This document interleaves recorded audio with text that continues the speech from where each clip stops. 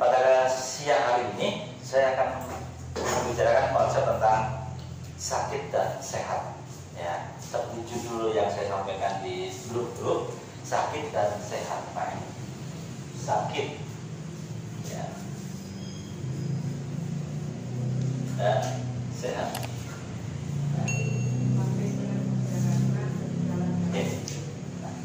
Jadi sakit dan sehat, tapi menurut konsep Tibbun Nabawi. Nah, jadi bukan konsep yang lain, tapi konsep Tibbun Nabawi. Nah, maka kita ketahui bersama bahwa suri terbaik itu adalah Rasulullah SAW. Maka kita kalau mau sehat ikutin Rasulullah. Supaya nggak sakit ikutin Rasulullah. Maka konsepnya sakit dan sehat.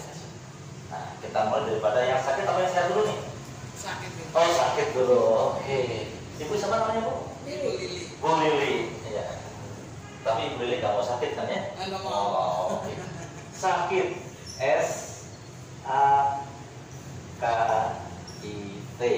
Sakit. Nah, maka orang sakit itu dimulai dari S. S apa? Stres. Ya, stres.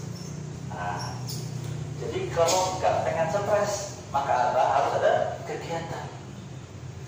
Nah, makanya Bu Nun begitu MPP dia bikin kegiatan. Bisa nggak stres? Tetap gembira. Ketemu teman-temannya. Tapi kalau sudah pensiun di rumah, lihat orang berangkat pakai seragam, cerot. Ya Bu ya, jam segini biasanya sudah begini, kalau nggak ada yang laporan, nah itu ya. Jadi muncullah sindrom. Nah, maka orang aktif stres. Ya, maka kalau sakit pasti awalnya kena stres. Maka orang Muslim seharusnya tidak ada stres. Kenapa? Dia ada Allah. Nah, kalau sudah yakin dengan takdirnya, maka dia tidak akan stres. Oh, sudah waktunya begini, ya jalanin aja.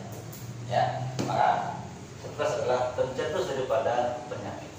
Oke. Kemudian A. Nah, air putihnya kurang.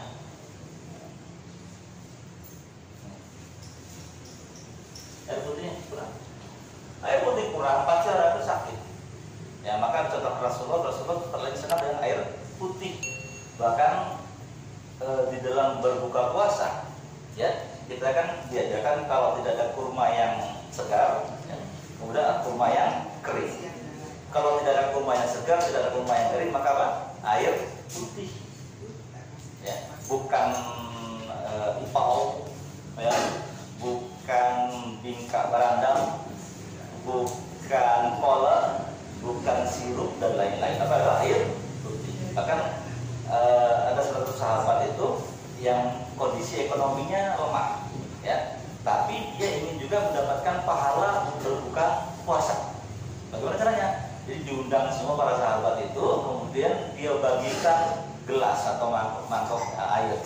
Nah, begitu masuk waktunya azan maghrib, maka mengambil air putih, ya. Begitu minum air putih, dikira para sahabat itu mungkin nanti ada kuenya atau makanan, ternyata hanya air putih. Ya, karena memang sahabat tadi memang termasuk orang yang tidak berada. Jadi dia pengen mendapatkan pahala orang berbuka puasa hanya dengan air putih. Maka air putih penting. Ya, air putih 1 liter untuk 25 kg berat badan. Nah, ini ingat nih. 1 liter untuk 25 kg berat badan. Ibu berapa beratnya, Bu? 56. Paling tidak berarti 2,5 liter. Ya, 2,5 liter minumnya. Ya. Kira-kira kalau kita tidak terbiasa minum air putih, 2,5 liter itu sedikit atau banyak? Banyak. Gimana, Mas? Banyak sedikit, Mas? 2,5 liter? Ya, sehari. Banyak ya? Banyak ya. Apalagi nggak biasa Bu ya, langsung gimana Bu? Mukok gitu ya, kembung ya. Ya. Karena apa? Kita minum air putihnya nggak pakai manajemen. Kalau tadi pakai angkutan, sekarang pakai manajemen minum air. Oh. Jadi kita minimal seorang muslim itu punya sholatnya minimal berapa kali Bu? Minimal 5 kali minimal. Nggak boleh kurang Bu ya. Kalau lebih boleh. Maka sebelum sholat subuh 1 gelas yang 250 ml ya. Sebelum sholat subuh 1 gelas, sesudah sholat subuh 1 gelas, sebelum duhur 1 gelas, sudah duhur 1 gelas, sebelum asar 1 gelas, sesudah asar 1 gelas, sebelum maghrib 1 gelas, sesudah maghrib 1 gelas, sebelum isya 1 gelas, sesudah isya 1 gelas. Berapa gelas? 10 gelas. Itu sudah 2,5 liter. Nah, belum kalau makan pagi misalnya minum air putih, makan siang, makan malam, pengajian, PKK dan lain-lain. Nah, artinya apa? Kalau kita bikin manajemen begitu, maka minum air putihnya nggak ada nanti yang kelopokan, nggak ada yang sudah pamok. Melihat air putih sudah berjejer begitu Bu ya, 1,5 liter, 1,5 liter itu sudah ngeri melihatnya ya. Kok nggak habis-habis gitu ya. Nah, itu. Kemudian juga di Islam, hanya di Islam yang minum itu diatur. Ya. Di agama lain nggak ada yang minum itu diatur. Di Islam minum air putih pakai tangan kanan, posisi duduk. Ada nggak yang lain diatur? Nggak ada. Nah ya, kemudian 1 gelas itu tidak boleh dalam sekali teguk. Ya, karena sebenarnya janganlah kau minum seperti onta. Jadi kalau onta minum gluk gluk gluk gluk, pernah lihat itu dia orang minum langsung. Kenapa? Mungkin kehausan banget ya, panas. Itu nggak boleh, karena pasti bernapas. Kenapa? Kita dilarang minum sambil bernapas. Dia pada 1 gelas itu ada contoh gelas Pak Farhan? Tak contoh gelas. Ya, stop. Nah, contoh gelas. Ya. Jadi ini ya, 1 gelas ini minimal itu 3 kali ngangkat. Segini dulu.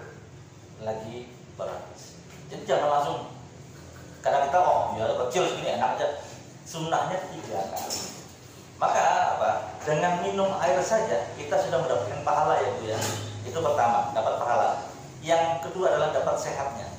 Kenapa? Kalau kita minumnya pelan-pelan tadi, maka air tadi bisa diserap sama tubuh, sehingga nggak mudah langsung keluar lagi. Tapi kalau Bapak Ibu minumnya langsung itu nggak lama ke kamar mandi deh, habis. Seolah minumnya banyak, tapi akarnya tidak. Gitu ya. Kemudian, ya, kita masih bicara tentang air minum ya. Karena kita disuruh megang tangan kanan, kemudian posisinya duduk, ya. Nah, kemudian kita mengucapkan apa? Bismillah. Bismillah, minum. Selesai, alhamdulillah. Bismillah lagi. Selesai, alhamdulillah. Bismillah lagi, alhamdulillah. Jadi setiap angkat Bismillah, selesai alhamdulillah. Bismillah, alhamdulillah. Bismillah, alhamdulillah. Berapa Bu? Enggak sekali. Ya berapa kali kita ngangkat? Ya misalnya nggak terlalu banyak. Bismillah, alhamdulillah. Jadi iman ya. Bismillah. Bismillah. Alhamdulillah. Itu bisa diserap sama. Nah itu, ya. Maka tadi kita hanya dengan minum air putih saja sudah mendapatkan pahala. Bonusnya sehat. Masa? Kenapa? Posisi duduk.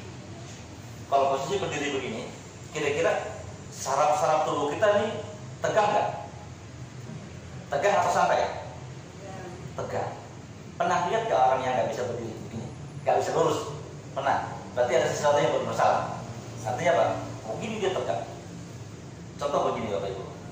Misalnya Ibu Ratna ada telepon dari anaknya, ya.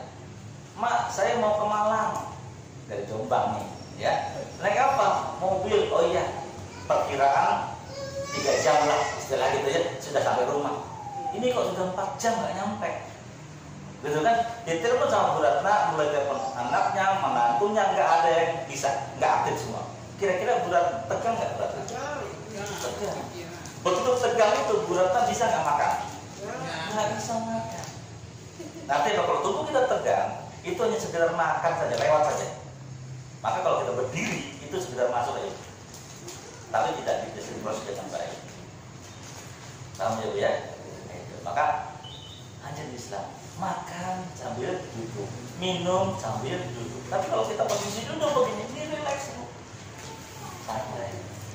Tadi itu setelah ditelepon, ternyata datang. Assalamualaikum, Mak. Wah, alhamdulillah. Langsung lemes itu enak ya, Bu ya. Kenapa di depan nggak bisa? Habis baterainya dua-duanya. Nah, tapi langsung lapar nih. Udah langsung makan aja sudah. Apalagi bawa soto Banjar. Selesai sudah itu ya. Masya Allah. Mantap sudah ya. Itu tadi ya. Tapi kalau kita posisi tegang, kita tidak akan bisa. Maka posisi berdiri adalah posisi tegang. Semua saraf-saraf kita siap. Maka makan ya, sekedar makan tidak bisa menikmati ini yang mana nggak bisa. Nah, maka Pak, hindarkan ya, hindarkan kalau punya acara itu ya yang pakai standing pavilion. Ya, standing pavilion itu punya orang Barat, bukan punya orang Islam. Kan kita kan senang ya yang modern gitu Bu ya, tapi itu gak ada sunnahnya jelas. Dan orang yang melakukan itu dia berdosa, maka yang punya acara di mana?